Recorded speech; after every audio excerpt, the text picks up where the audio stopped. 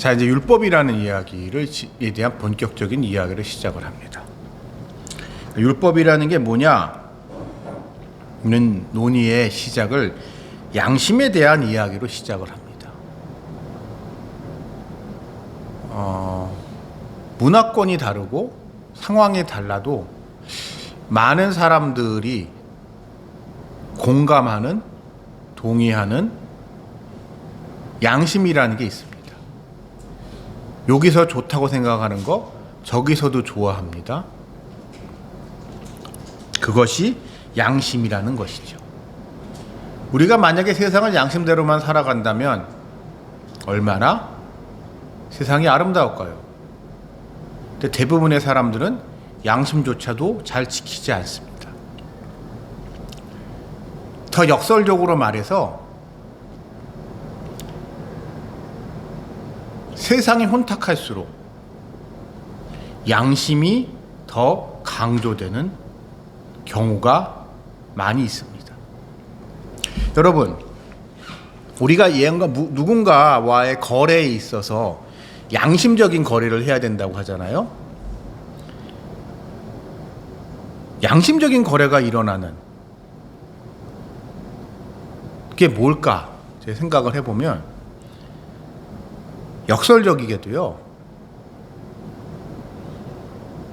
불법적인 일을 할수록 양심적으로 장사해야 됩니다.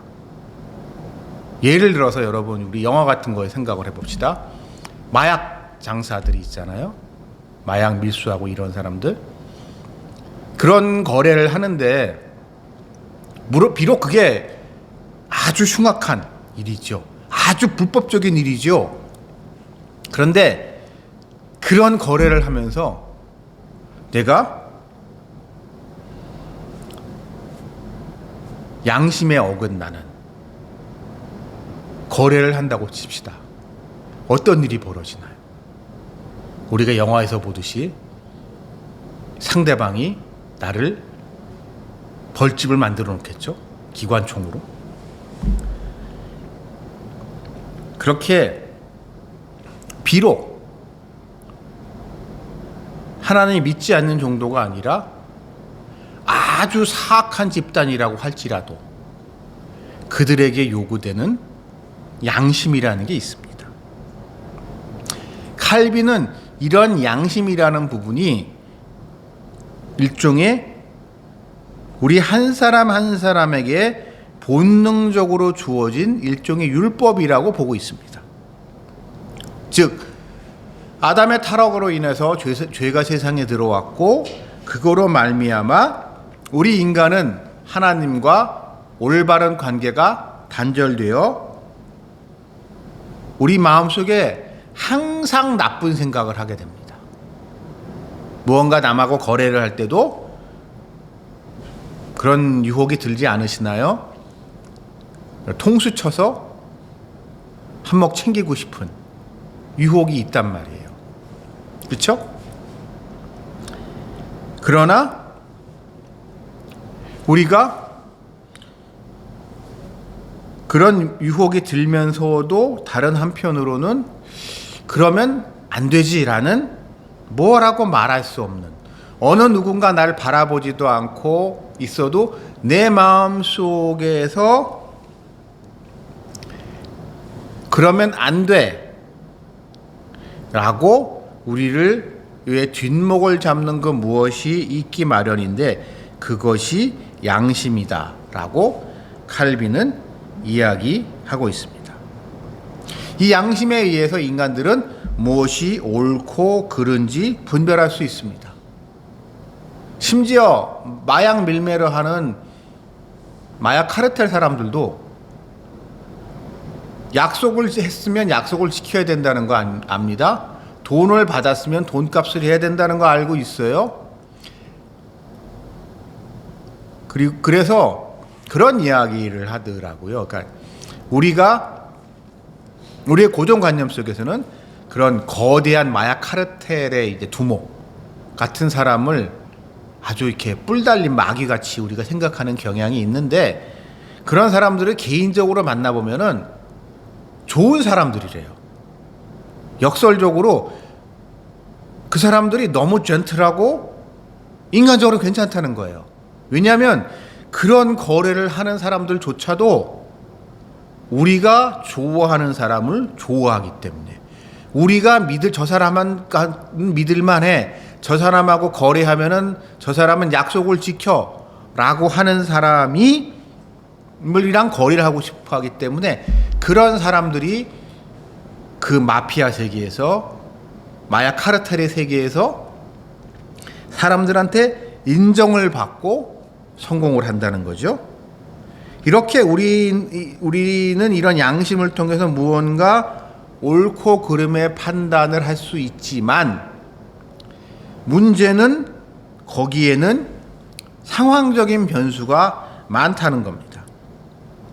그래서 우리는 끊임없이 자기 합리화를 하면서 자신의 죄를 정당화하고, 그래서 우리는 비록 잘못했지만 그럴 수밖에 없었고, 그래서 그거는 내 잘못이 아니야 라고 하는 그런 유혹에 빠지게 됩니다. 즉 이제 마약 상인 같은 경우는 거래를 생각을 해보면, 그 마약 카르텔의 두목이 인간적으로는 좋은 사람, 어찌 보면은 양심적인 사람, 어찌 보면 자기 부하들한테 잘 베푸는 사람, 좋은 사람이죠. 그러나 그 사람이 정말 좋은 사람인가요? 좋은 일을 하지 그 사람들의 세계에서는 그 사람이 좋은 사람일 수 있지만, 그 세계를 벗어난 보편적인 인류의 세계, 우리의 삶에서 봤을 때 그 사람은 나쁜 사람이죠. 근데 그런 나쁜 사람일수록 자기 세계에 갇혀서 자신들의 세계에서는 자기가 좋은 사람이다라고 합리를 하면서, 예를 들어서 마약 장수 같은 사람들은 이런 얘기들을 많이 합니다. 아니 내가 언제 마약 너희 보고 사라고 했냐, 너희가 찾으니까 우리는 파는 것일 뿐이고, 라고 하면서 끊임없이 자기 합리화를 하는 거죠. 그래서 하나님은 이 모든 것을, 상황과 조건을 초월한 분명한 기준을 우리에게 주셨는데, 그것이 율법이라는 겁니다. 예를 들어서 좀 이제 불편할 수 있지만, 불륜 커플들을 보면 아주 애절한 분들이 계세요. 정말 사랑한대요. 사랑한 게 죄네요.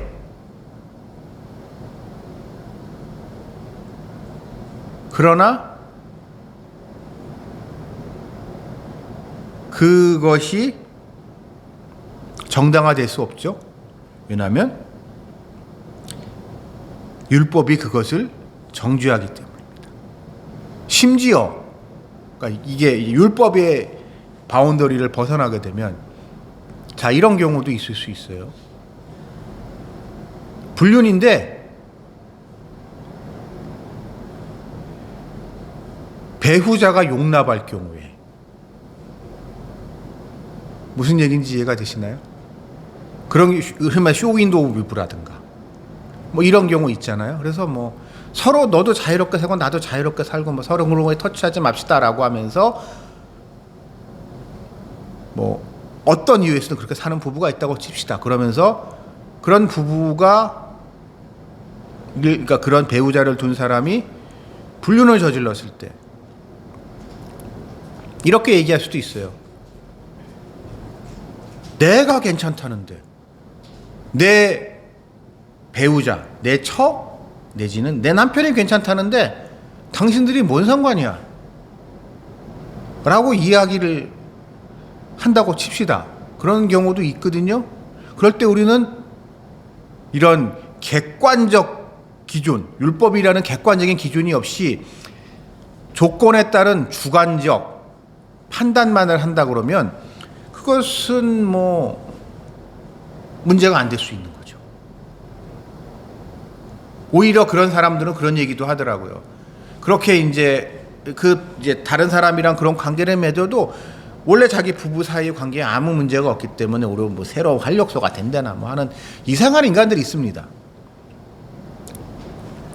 그런 말도 안 되는 소리를 하게 하는 을 정죄하는 것, 그것이 율법이라는 것이죠.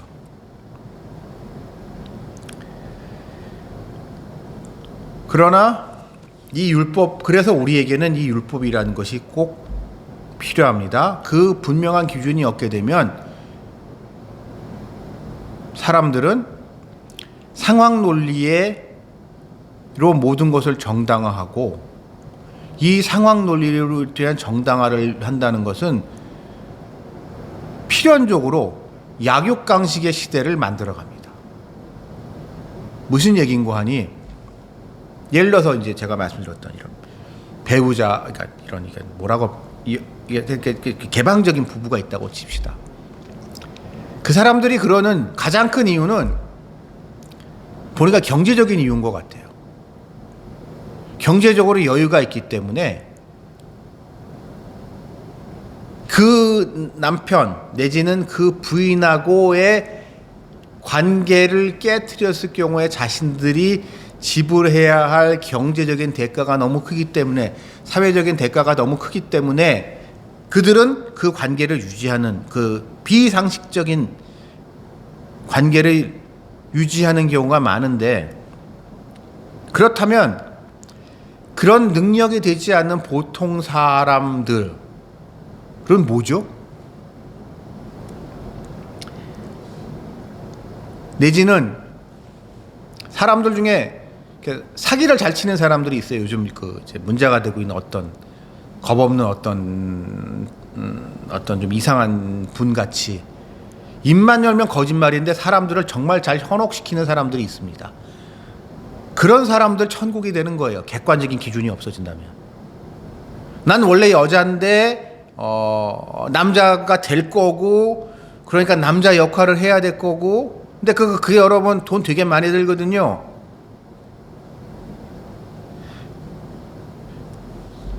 그래서 그런 것은 우리가 좀 조심해야 되지 않을까라고 생각을 하는데, 그래서 우리는 율법을 우리 삶의 기준으로 삼고 나의 양심에 따라서 살아가려고, 하나님 주신 율법의 말씀대로 살아가려고 우리는 몸부림을 칩니다.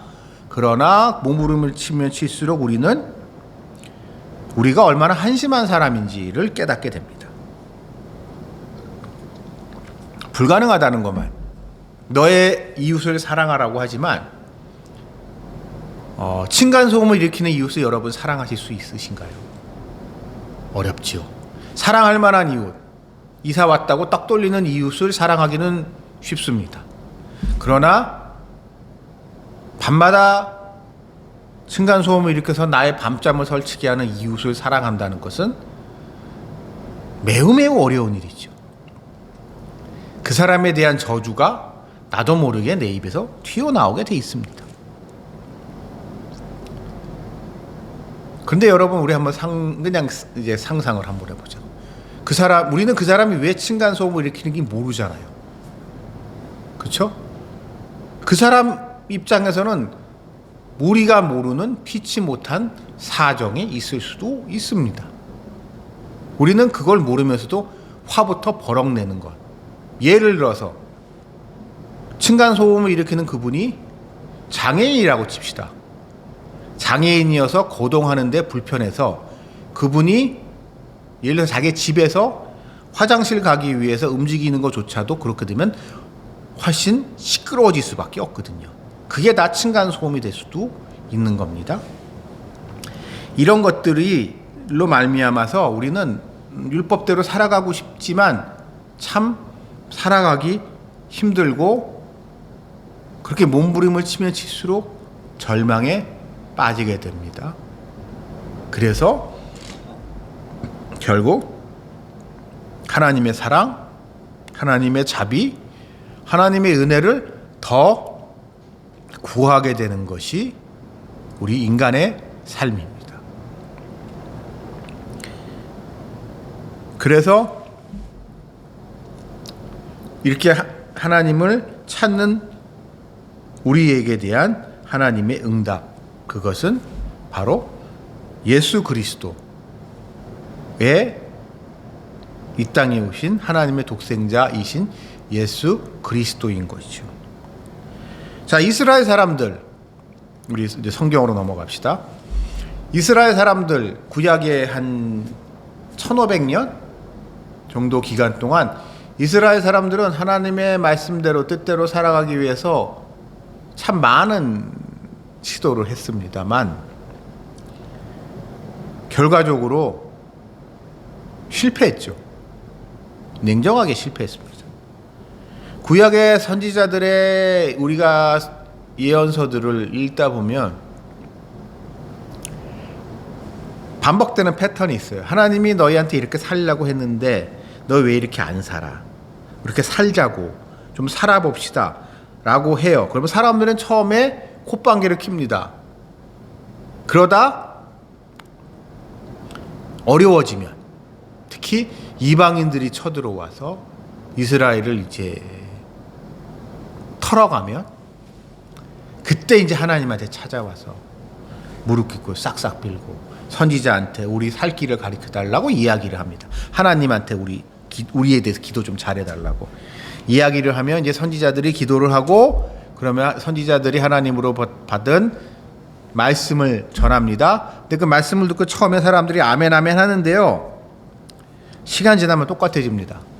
그게 구약에 반복되는 패턴이에요. 그게 구약 사람들만 그런 게 아니라 구약에 있는 민족 이스라엘뿐만이 아니라 지금 이 시점을 살아가고 있는 우리 한 사람 한 사람도 그거와 크게 다르지 않은 삶을 살고 있죠.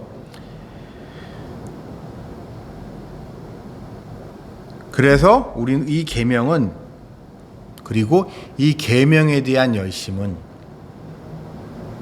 필연적으로 내 자신에 대한 절망을 가져오고, 이 절망은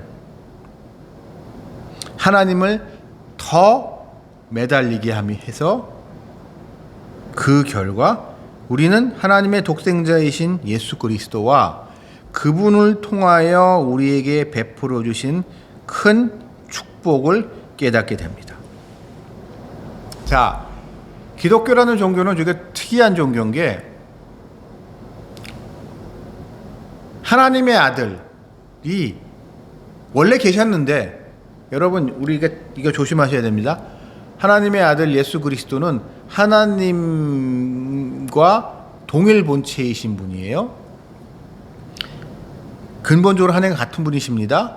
그 독생자이신 하나님은 창세전부터 하나님과 함께 하셨던 그 아들 되시는 예수 그리스도께서 인간의 몸을 입고 성육신 안에서 이 땅에 오셨습니다. 저 하늘에서 이 땅으로 오신 거죠. 그러면서 어떤 일이 우리에게 결국 벌어지냐?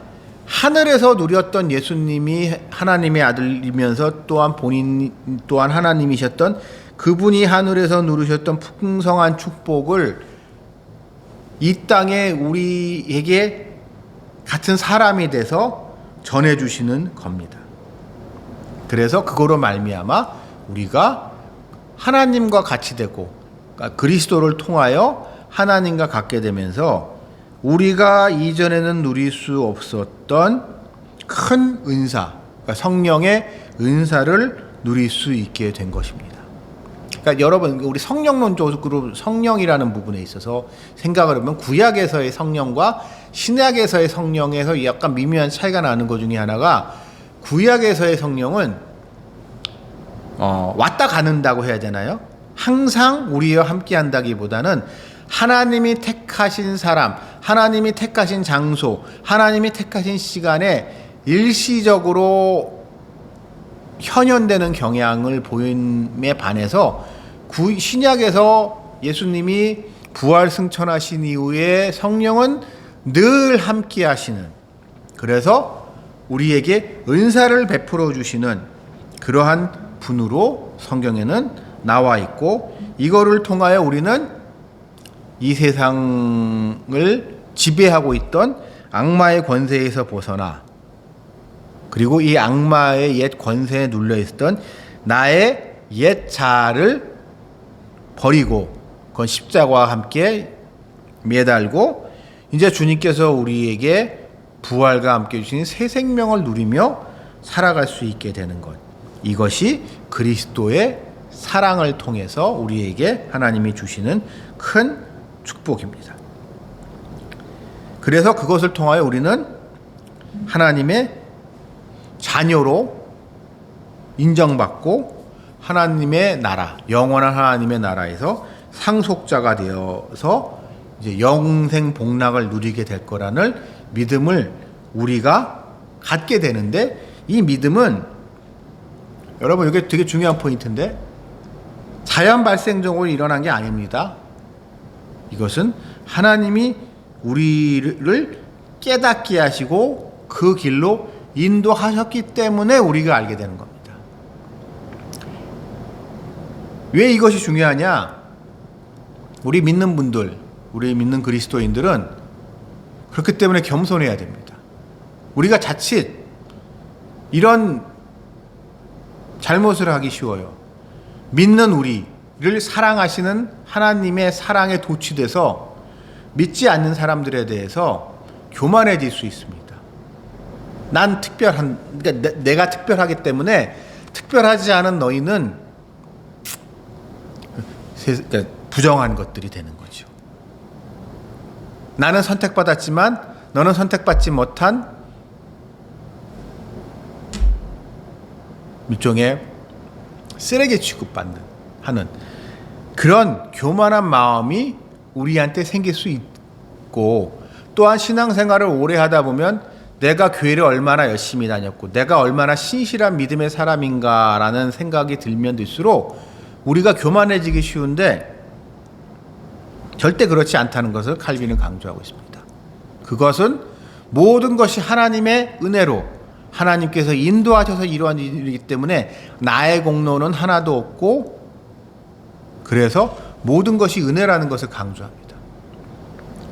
그러면서 우리와 같지 않은 이들에 대해서 측은한 마음, 한편으로는 측은한 마음을 가져야 되고, 또 한편으로는 그 사람 또한 하나님께서 하나님의 영광을 통하여 이 땅에 창조하신 피조물이라면, 나는 모르지만, 지금의 나는 모르지만 앞으로 하나님이 그를 어떻게 하실지, 그를 통하여 어떠한 영광을 받으실지 모른다는 점을 염두에 둔다면 우리는 항상 하나님 앞에 겸손해질 뿐만 아니라 내 이웃의 다른 이들, 특별히 믿지 않는 이들, 아직 세상에 세상 속에서 타락한 삶을 사는 사람일지라도 그를 존귀하고 조심스럽게 대할 수 있는 그런 마음을 갖게 하신, 그런 마음이 생긴다는 그 점 때문에 이 하나님의 인도하심을 우리는 특별히 마음에 새겨두어야 된다는 점을 칼빈은 강조하고 있습니다. 오늘은 여기까지 하겠습니다. 오늘은 여기까지고요. 이제 다음 주에 이제 칼빈의 이 율법의 구체적인 성문법인 십계명에 대한 설명을 다음 주에 여러분들과 함께 나누고자 합니다. 다음 주에 뵙겠습니다.